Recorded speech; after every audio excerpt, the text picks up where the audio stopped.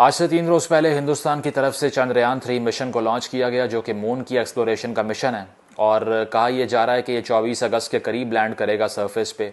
Land करे successfully या ना करे, it is still a huge feet. उसकी वजह यह है कि कहा यह जा रहा है कि इफ़ इट लैंड्स तो ये दुनिया का चौथा मुल्क होगा हिंदुस्तान जो कि चांद की सतह पर लैंड करेगा।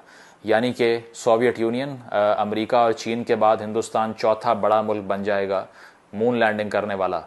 और साथ साथ ये भी कि इस मिशन का डिफरेंस एक ये है कि बाकी ममालिक चांद की सरफेस पे जो लैंड करते रहे हैं वो और साइड थी, और ये फार साइड को एक्सप्लोर करना चाह रहे हैं जो कि साउथ की साइड है। ये वो साइड है जहाँ पर अक्सर तस्वीरों में आपको अंधेरा दिखाई देगा चांद पर। और वो इसलिए कि अमेरिकन और जो रशियन और जो चाइनीज़ मिशंस थे वो दूसरी साइड पर थे, लेकिन यहाँ पर साउदर्न साइड पर इंडियन साइंटिस्ट की तरफ से कुछ पानी के मॉलिक्यूल्स जो हैं वो स्पॉट किए गए, इसीलिए डाटा कलेक्शन के लिए वहाँ पर भेजा गया चंद्रयान। और एक्सपेक्ट ये किया जा रहा है कि ये लैंड करने के बाद डाटा वापस भिजवाएगा। तो बहुत से लोग इस बात को डिबेट कर रहे हैं कि क्या वजह है कि पाकिस्तान का स्पेस प्रोग्राम प्रॉस्पर नहीं कर पाया हिंदुस्तान के अगेंस्ट, अगर उसको कंपेयर करें। हालांकि आपकी इतला के लिए पाकिस्तान का स्पेस प्रोग्राम हिंदुस्तान से पहले लॉन्च हुआ था। तो आज ज़रा एनालाइज करते हैं कि क्या वजह रही कि जो सुपारको पाकिस्तान की स्पेस एजेंसी थी वो आगे नहीं बढ़ पाई, लेकिन इसरो ISRO जो हिंदुस्तान की स्पेस एजेंसी है वो आज तरक्की की मनाजिल तय करती दिखाई दे रही है। तो पहली बात तो ये है कि पाकिस्तान का जो स्पेस प्रोग्राम था सुपारको के नाम से, वो 1961 में बना, और उस वक्त में पाकिस्तान दुनिया का तीसरा मुल्क था जिसका अपना स्पेस प्रोग्राम था। तीसरा मुल्क after Soviet union and America. आप हिसाब लगाइए कि दुनिया भर की दो बड़ी ताकतें जो उस वक्त सर जंग यानी कि कोल्ड वॉर में मसरूफ़ थीं, उसके बाद तीसरा मुल्क पाकिस्तान था जो कि एनविजन कर रहा था कि हमने स्पेस टेक्नोलॉजी को डेवलप करना है और खला में अपने मिशंस भेजने हैं। इतना आगे थे हम वक्त में। और हिंदुस्तान का स्पेस प्रोग्राम अंडर इसरो 1969 में आता है, तो हिंदुस्तान से 8 साल पहले पाकिस्तान वॉज देयर। 1962 में हमने अपना पहला रॉकेट जो है वो खला में भेजा जिसका नाम रहबर 1 था। और डॉक्टर अब्दुल सलाम जो कि पाकिस्तान के फिजिसिस्ट थे और नोबेल प्राइज़ विनिंग साइंटिस्ट थे, वो डायरेक्टर थे इस प्रोग्राम के, और उनकी निगरानी के अंडर ये सारे प्रोग्राम्स को लॉन्च किया गया। और देखा जाए अगर तो उसके बाद चलकर जो जर्नी है वो 60s के बाद 70s के बाद बिल्कुल गायब होना शुरू हो गया। उसकी वजह यह है कि डॉक्टर अब्दुल सलाम के साथ जो हमने किया वो तो आपके सामने ही है कि उनकी रिलीजियस एसोसिएशन को बेस बना के और उनकी पूरी कम्युनिटी को डिसइनफ्रेंचाइज करके हमने ये फ़ैसला कर लिया कि अपनी साइंस अपने पास रखो, हमें नहीं चाहिए। तो यहाँ से रॉड का आगाज़ होता है, और वो उसकी वजह यह है कि हमने ओन नहीं किया अपनी साइंटिफिक अचीवमेंट्स करने वाले एक इंसान को जो कि एक ऐसा इदारा बन सकता था जो आज के नौजवानों को इंस्पायर करता कि वो भी साइंस की फील्ड में कुछ करें। तो आगे बढ़ के अगर 90s की बात करें तो 90s में भी बदर 1 के नाम से चाइना से हमने एक मिशन लॉन्च किया, लेकिन उसके बाद से बिल्कुल खामोशी रही और कोई भी नई इनोवेशन सुपारको नहीं कर पाया। और उसकी वजह जो थी वो ये थी कि आहिस्ता आहिस्ता इंटरेस्ट भी ख़त्म हुआ, लैक ऑफ फंडिंग भी हो गई, और कोई प्रोग्राम जो था उसको एग्जीक्यूट वो नहीं कर पाए। और अब अगर आप लिस्ट उठा कर देखें कि सुपारको को हेड कौन करता रहा, तो आपको सिर्फ रिटायर्ड अफसरान के नाम मिलेंगे और कुछ नहीं मिलेगा। ठीक है। अगर हिंदुस्तान की इसरो की बात करें तो वो 2008 में 11 सैटेलाइट्स लॉन्च करती है। ठीक है।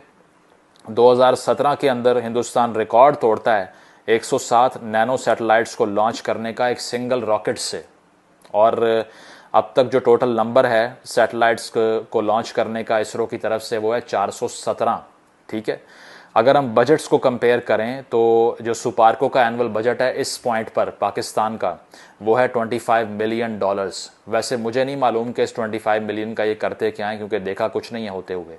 और इसरो का बजट है $1600 मिलियन, यानी कि पाकिस्तान का $25 मिलियन और हिंदुस्तान का है $1600 मिलियन। तो इतना बड़ा डिफरेंस है फंडिंग का, और इससे ही वाज़ेह होता है कि कितना इंटरेस्ट वो ले रहे हैं स्पेस एक्सप्लोरेशन में और आप कितना इंटरेस्ट ले रहे हैं। इसके अलावा हिंदुस्तान में स्पेस सेक्टर जो है वो $9.6 बिलियन की इंडस्ट्री है इस वक्त, और 2025 तक वो इसको $15 बिलियन की इंडस्ट्री बनाना चाहते हैं।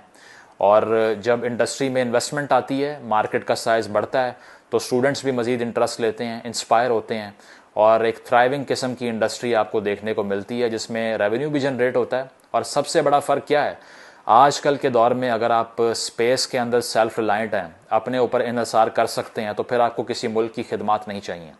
आप मज़ीद सिक्योर कर सकते हैं अपने मुल्क को, क्योंकि आप जो सिक्योरिटी पर्पसेस के लिए रिकॉनेसेंस मिशंस हैं उसको एग्जीक्यूट कर सकते हैं। दूसरी चीज़ ये है कम्युनिकेशन सैटेलाइट्स, यानी कि आपको कम्युनिकेशन टेक्नोलॉजीज़ के अंदर जो कि फ्यूचर की वॉर है, बेसिकली 5G की वॉर है और चीज़ों की वॉर है, उसमें किसी पे इन्हिसार नहीं करना पड़ेगा अगर आपका अपना स्पेस प्रोग्राम थ्राइविंग है तो।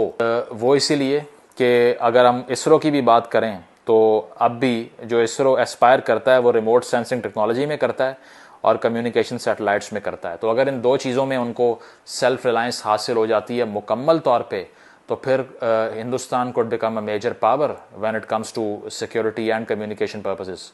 और पाकिस्तान को अब भी अपनी हर सैटेलाइट कम्युनिकेशन के लिए, अपने हर जो है इस किस्म के मिशन के लिए जिसमें सैटेलाइट की सर्विसेज दरकार हैं, उसमें फॉरेन पावर्स पर रिलाई करना पड़ता है। तो इसका मतलब ये है कि आप कंप्लीटली सिक्योरिटी पर्पसेस में भी सेल्फ रिलायंट नहीं हैं। तो अगर हम एनालाइज करें कि क्या वजह है कि पाकिस्तान ने जो इंडिया, ब्राज़ील, फ्रांस, इसराइल और चाइना से भी पहले अपना स्पेस प्रोग्राम लॉन्च किया और आज it is nowhere to be seen, तो पहली चीज़ ये है कि साइंटिफिक रैशनैलिटी इस मुल्क से ख़त्म हो गई है। यहाँ पर कोई भी साइंस का फ़ायदा उठाने या उसकी अफादियत को रियलाइज़ ही नहीं करता।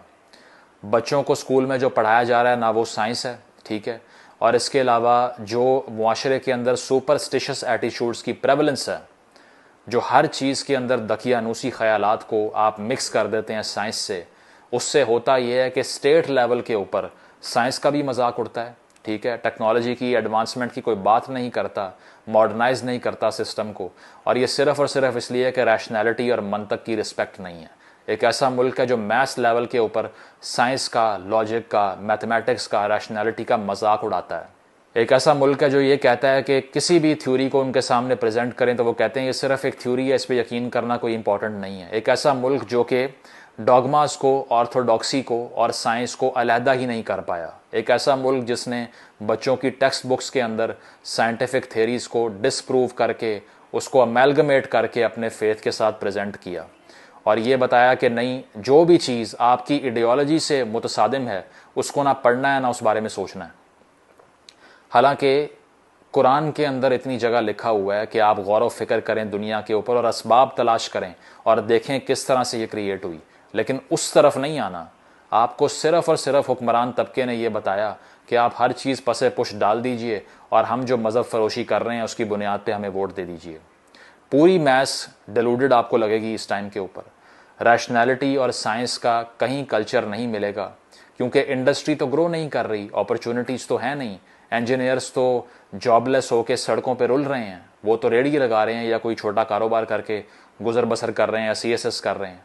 तो जब एक बच्चा देखेगा कि इस मुल्क के अंदर स्कोप ये है कि जो साइंसदान बनना चाहता है, जो फिज़िक्स पढ़ना चाहता है या जो इंजीनियर है, उसका ये असर हो रहा है कि उसको 20,000 की नौकरी मिल नहीं रही, तो वो बेवकूफ़ है कि इस तरफ आगे जाएगा।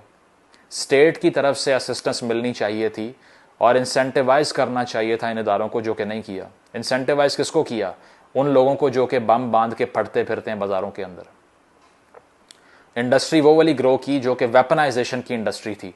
इसीलिए आज आपको साइंस की तरफ आता हुआ कोई नौजवान भी नहीं मिलेगा। पुरानी जनरेशन को तो वैसे ही छोड़ दें, वो ज़ियाउल हक साहब के अंडर वैसे ही तबाह हो गई थी, लेकिन जो यंग जनरेशन है उसके अंदर भी आपको एंटी साइंटिफिक एटीट्यूड्स की इतनी भरमार मिलेगी ना कि आप आर्ग्यूमेंट ही नहीं कर सकते किसी किस्म का।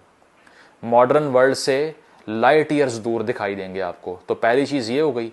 दूसरी चीज़ जो स्टेट का मॉडल है विच इज़ हाइब्रिडाइजेशन, हमेशा से सिक्योरिटी स्टेट को हमने एनफोर्स करने की कोशिश की। सिर्फ ये देखा कि दुनिया से अगर हमने जीतना है तो हमें मिलिट्री सक्सेस चाहिए, हमें उनके बॉर्डर्स पे हमले करने चाहिए या फिर अपने बॉर्डर को मज़ीद सिक्योर करना चाहिए। हालांकि बॉर्डर्स की जंग ही ख़त्म हो गई है। अब तो सिर्फ ये है कि सारे बॉर्डर पे फ़ौज लगा के बैठे रहो। अगर पैसे नहीं हैं तो आपके मुल्क की सिक्योरिटी 1% भी नहीं है। उसकी वजह यह है कि जिन टर्म्स पे बाहर से पैसे मिलेंगे, आपका बिजली का बिल कितना आना है, गैस कितने की है, पेट्रोल कितना का है, हर चीज़ IMF डिसाइड कर रहा है और आप कह रहे हैं हम सॉवरन मुल्क हैं। ये किस किस्म की सॉवरेनिटी है नहीं पता आपको। तो पहले दिन से जो फाउंडेशन स्टोन था वो गलत डाला। हिंदुस्तान ने नेहरू के अंडर टेक्नोलॉजी में, एजुकेशन में कितना थ्राइव किया, उसको कंपेयर करें पाकिस्तान की किसी रेजिम से, आज तक 2023 तक आपको कंपेरेबल नहीं लगेगी। जो IITs वहाँ पर बनी, जो अभी UAE में बन रही हैं, और जहाँ से इंडिया की टॉप ब्रास निकल के आती है, टॉप का माइंड निकल के आता है, हमारे यहाँ पे उसका पैरेलल कुछ है ही नहीं। एक दो यूनिवर्सिटीज़ हैं और वो भी एक्सट्रीमली एक्सपेंसिव हैं सिर्फ एलीट के लिए, जो शायद compete कर पाएँ उससे। वो भी टेक के अंदर नहीं कर सकती, किसी और रेल में शायद कर लें। तो पहले दिन से हमने ये देखा कि हमारा स्ट्रेस इस बात पे रहा कि सिक्योरिटाइजेशन करनी है, मैस पैरानोया फैलाना है। इसके अलावा जो बॉर्डरिंग कंट्रीज़ हैं या आसपास क्या हो रहा है उस पर स्ट्रेस रखना है। बाहर की सोचनी है, अंदर की नहीं सोचनी, डेवलपमेंट की नहीं। अमेरिका से जब कोई चीज़ मांगी 80s के अंदर, 70s में, 60s में, 50s में, सबमरीन मांग ली, जहाज़ मांग लिए, मिसाइल मांग लिए, और कुछ नहीं मांगा। नहीं कहा कि यूनिवर्सिटीज़ यहाँ बना दो, नहीं कहा एजुकेशन सेक्टर को प्रमोट कर दो, नहीं कहा कि असिस्ट करो बच्चों को पढ़ने के लिए, नहीं कहा कि बाहर से जो एकेडमिक्स हैं उनको यहाँ भेजो ताकि हमारी कौम लिटरेट हो सके। तो लिटरेसी के बगैर साइंस एंड टेक का आप कैसे एक अरूज देख सकते हैं? हो ही नहीं सकता।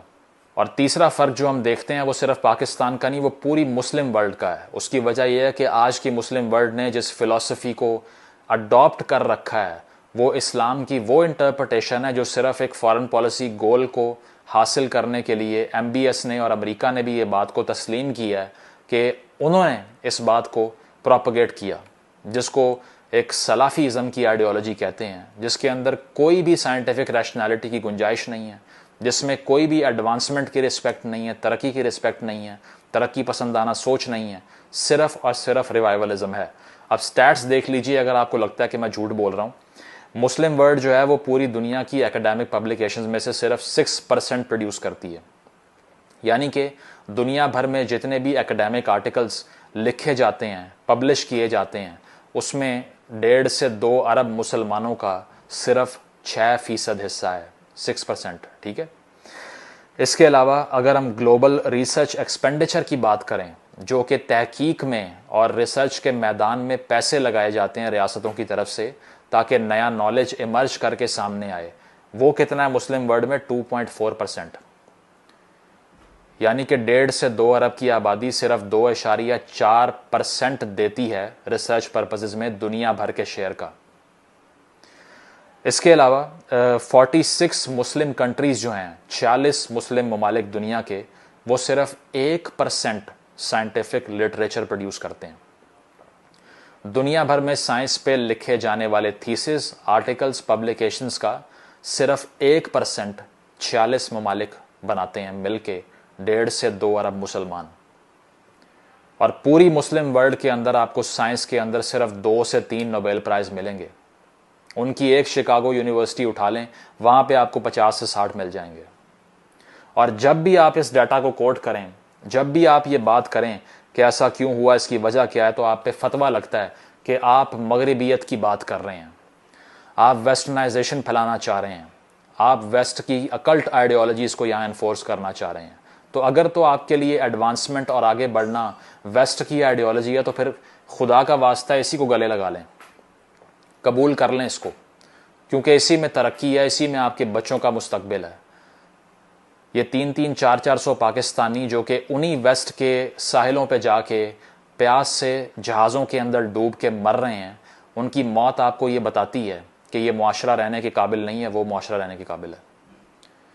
अगर वो मुआशरा रहने के काबिल ना होता तो यहाँ से लोग वहाँ ना जाते, वहाँ से यहाँ आ रहे होते। सबसे बड़ी स्टेटमेंट आपकी माइग्रेशन होती है और आप हमेशा बदतर से अच्छी जगह पे माइग्रेट करने को तरजीह देते हैं। तो हमने 70-80 साल से एक ऐसी रियासत बना कर रखी हुई है जहाँ पर तरक्की पसंदाना सोच का नामो निशान नहीं है, जहाँ पर लॉजिक की, रीज़न की, रैशनैलिटी की, साइंस की बात करने वाले पे फतवे लगाए जाते हैं। हालांकि एक दौर वो था कि मुस्लिम वर्ल्ड जो थी वो यूरोप से हज़ारों साल आगे थी। रेनेसांस से पहले का यूरोप जो गले काट रहा था एक दूसरे के, उस टाइम मुस्लिम वर्ल्ड के अंदर अल्केमी और केमिस्ट्री, इसके अलावा फ़िज़िक्स और फ़िलासफ़ी प्रैक्टिस की जा रही थी। वहाँ पे अल-बैरूनी जैसे लोग और एवसीना जैसे लोग थे जो कि एनवी ऑफ द वेस्ट थे उस टाइम के ऊपर, जो ऑप्टिक्स पे रिसर्च कर रहे थे, जो जियोफिज़िक्स पे रिसर्च कर रहे थे। इसके अलावा जो आपको प्लानिटरी जो पोजीशंस थी और सोलर सिस्टम की जो पोजीशंस थी उन पे रिसर्च करने में मसरूफ़ थे, जो ग्रीक फ़िलासफ़ी को इंटरप्रेट कर रहे थे अरबिक के अंदर, जो इस्लाम का अपना फ़लसफ़ा तश्कील दे रहे थे, जो मुताज़िलाइट्स की फ़िलासफ़ी जिसमें रैशनैलिटी भी शामिल थी मज़हब की सोच के अंदर, जिसमें कहा यह जा रहा था कि आप अपने दिमाग से भी, रीज़न से भी सीख सकते हैं रिवील्ड नॉलेज के अलावा, उसको बैन कर दिया 18-20 साल के बाद, अब्बासिड कैलिफेट के बाद से। तो नज़र यही आता है कि जब भी आप ये बातें करें तो आप पे ये इल्ज़ाम लगते हैं कि आपको तो तारीख़ का ही नहीं पता, आप तो मस्क कर रहे हैं तारीख़ को, और आप जो हैं वो नौजवानों को गुमराह कर रहे हैं। तो ये वही गुमराही है जो सुकरात ने फैलाने की कोशिश की थी, जिसको चार्ज किया था, जहर पिलाया गया इसलिए कि उसे कहा गया था कि आप एथेंस की जो यूथ है, जो नौजवान तबका है, उसको करप्ट कर रहे हैं, गुमराह कर रहे हैं उसको, क्योंकि वो रीज़न की बात कर रहा था। और आज भी आप खुद रीज़न की बात करके देख लें और उसके बाद देखें कि घर से शुरू होगा आपके ख़िलाफ़ तनकीद का सिलसिला, और माशरे तक, मोहल्ले तक, स्कूल तक, क्लासों से बाहर निकाला जाएगा और मारा जाएगा आपको। तो बात यह है कि अगर आज की दुनिया में आपने थ्राइव करना है, प्रॉस्पर करना है और स्ट्राइव करना है, तो सिर्फ एक कुंजी है उसकी, और वो है रीज़न। आपकी तमाम आइडियोलॉजीज़ को मटीरियलाइज करने के लिए रीज़न चाहिए। पूरी मुस्लिम वर्ल्ड में इस वक्त एक मुल्क है टर्की, जो थोड़ा सा कम्पीट करता है मॉडर्न वर्ल्ड के साथ, और वो भी इसीलिए कि मुस्तफ़ा कमाल अतातुर्क ने आके रिफॉर्म किया वहाँ पे, और उसने कहा कि आपके अगर अपनी आइडियोलॉजीज़ रिग्रेसिव हैं तो उसको मुआशरे में एक सोशल ऑर्डर मत बनाइए। और जिस तुर्की की बुनियाद उसने रखी, आज उस बुनियाद की बदौलत है कि अब तक वो शायद कुछ ना कुछ इंसानों के रहने के काबिल एक मुआशरा है, जहाँ रहकर आप शख्सी आज़ादी को प्रैक्टिस कर सकते हैं। अदरवाइज़ बाकी सारी मुस्लिम वर्ल्ड का हाल देख लीजिए, अपार्ट फ्रॉम यूएई, क्योंकि यूएई के अंदर भी इस फ़िलासफ़ी को एनफोर्स नहीं किया गया कि हर शहरी के दिमागों के ऊपर भी हमने रूल करना है, या वो प्राइवेट लाइफ में क्या कर रहा है उसको भी पुलिस करना है। इवन सऊदी अरेबिया को समझ आ गई, विजन 2030 का डॉक्यूमेंट दोबारा पढ़ें जाके MBS का, कि वो क्या सोच रहा है फ्यूचर के बारे में, हमें नहीं आ रही। हम अब तक उसी माजी में फंसे हुए हैं जो हमारी तबाही का बायस बना है, वो ज़ियाउल हक का पाकिस्तान, जिसमें कोड़े मारे जाते हैं और जिसमें सैंक्शन किया जाता है हर आवाज़ उठाने वाले को। तो मुस्तफ़ा कमाल ने यह कहा कि my people are going to learn the principles of democracy, the dictates of truth and the teachings of science. Superstition must go. Let them worship as they will.